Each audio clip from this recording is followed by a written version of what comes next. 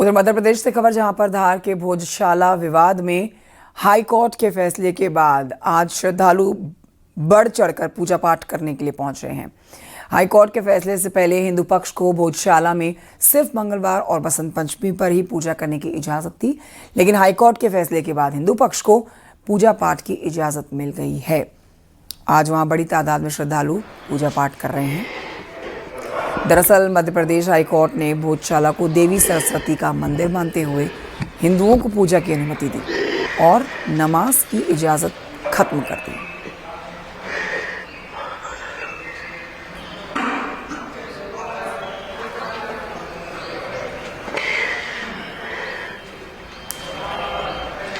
तो मध्य प्रदेश की एक खबर काफ़ी चर्चा में है, जिसको लेकर देखिए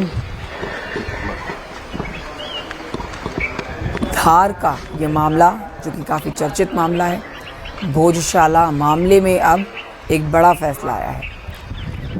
काफ़ी समय से कानूनी मोर्चे पर हलचल तेज़ हो रखी थी और अब फैसले से हिंदू पक्ष के लोग काफ़ी उत्साहित हैं, क्योंकि जहां एक तय दिन में उनको पूजा करने की इजाज़त थी, अब हर दिन पूजा हो पाएगी। ये तस्वीरों में आप देखिए, ये काफ़ी प्रसिद्ध चर्चित जगह है भोजशाला मंदिर की, ये तस्वीरें आप तक पहुंचा रहे हैं। हिंदू पक्ष ने बिना वक्त गंवाए सीधे ही देश की सर्वोच्च अदालत यानी सुप्रीम कोर्ट का रुख किया है। हिंदू पक्ष ने अदालती निर्णय को यथावत रखने के लिए सुप्रीम कोर्ट में एक कैविएट याचिका दायर की है।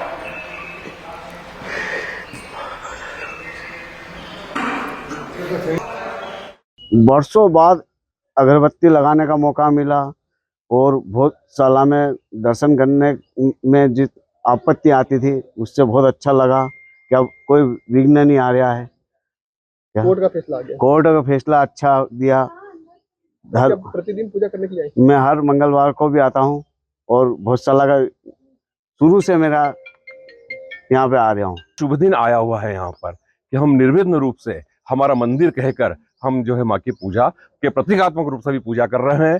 जब प्रतिमा आएगी और जब प्रतिमा यहाँ स्थापित हो जाएगी माँ सरस्वती की, तो वो ऐतिहासिक दिन का भी जल्दी से जल्दी हम इंतजार कर रहे हैं। बहुत अच्छा लग रहा है।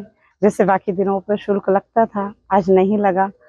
इसकी बहुत प्रशंसा रही और ऐसा लग रहा है कि मेरे ख्याल से अब हमेशा हम लोग इसी प्रकार से पूजा अर्चना करेंगे। अब तक आप सिर्फ मंगलवार को आते थे और पूजा अर्चना करते जी थे, बिल्कुल। लेकिन अब आप प्रतिदिन आ पाएंगे? हाँ, अब हम प्रतिदिन आ पाएंगे और पूरा हिंदू समाज आज से प्रतिदिन आता रहेगा। पूरा ये स्ट्रक्चर जिसे उन्होंने कहा था कि इसमें हिंदू सभ्यता से जुड़ी हुई चीज़ें हैं। आप देखिए यहाँ पर कई जो पत्थर हैं और यहाँ पर ये मूर्तियाँ देखिए। आपको हम सबसे पहले ये स्ट्रक्चर दिखाना चाह रहे हैं इसलिए क्योंकि इसी जगह पर ये कहा जाता था कि इस तरह की मूर्तियाँ यहाँ पर हैं हिंदू से सभ्यता से जुड़ी हुई, जो टूटी ज़रूर है लेकिन इसे एएसआई ने संरक्षित रखने की कोशिश की है। और इसलिए क्योंकि यहाँ पर जो कुछ भी आप देखना चाह रहे हैं वो सबसे अलग है। और ये स्तंभ जो जिन स्तंभ की यहाँ पर बात की जा रही थी कि ये स्तंभ जो है यहाँ पर इसी तरह से खड़े हैं और इसमें कहीं ना कहीं उस सभ्यता का, क्योंकि भोज जो राजा भोज थे उस दौर में उन्होंने परमार वंश के राजा के दौर में ये सब कुछ बना हुआ था। और यहाँ पर जो कुछ भी हिंदू पक्ष ने अपनी तरफ से रखा था कोर्ट में कि इस जगह पर कई ऐसी मूर्तियाँ हैं, कुछ ऐसी चीज़ें हैं जो हिंदू सभ्यता से जुड़ी हुई हैं और इसीलिए यहाँ पर वो लगातार कोर्ट में दावा करते रहे। हालांकि मंगलवार को उन्हें यहाँ पर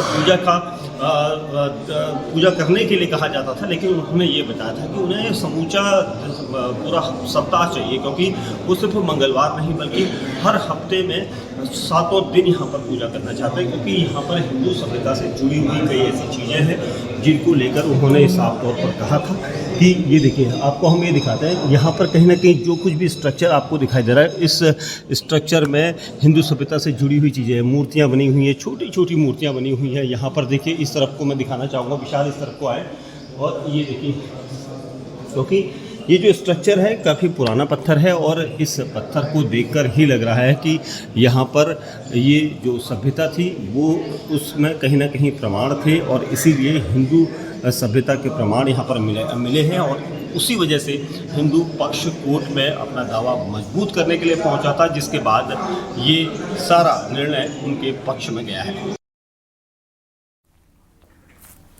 तो भोजशाला विवाद को लेकर कोर्ट के आए फैसले का प्रयागराज में साधु संतों ने स्वागत किया। श्रृंगवेरपुर पीठाधीश्वर श्रीमद जगत गुरु रामानुजाचार्य स्वामी नारायणाचार्य शांडिल्य जी महाराज ने फैसले को सनातन संस्कृति की बड़ी जीत बताया है और ये भी कहा है कि भोजशाला पर मुसलमानों ने अतिक्रमण करके कब्जा कर रखा था।